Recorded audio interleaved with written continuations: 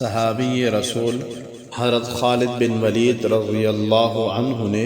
नबी अकरम सल्लल्लाहु अलैहि वआलिहि वसल्लम से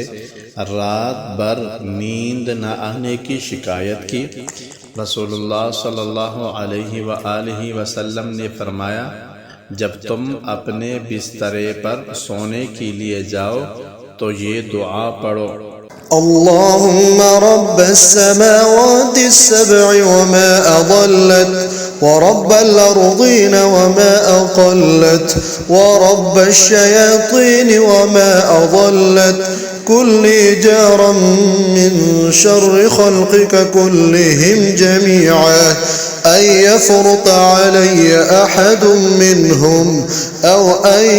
यबग़ि अज़्ज़ जारुक व जल्ल सनाउक व ला इलाहा गैरुक ला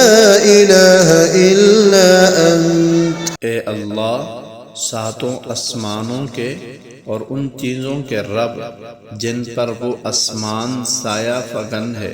सारी ज़मीनों के और उन सारी चीज़ों के रब जिनका बोझ ज़मीनें उठाए हुए हैं, और शयातीन के और जिन्हें शयातीन ने गुमराह किया है, उन सब के रब तू मुझे अपनी पनाह में ले ले अपनी तमाम की तमाम मखलूक़ात के शर से,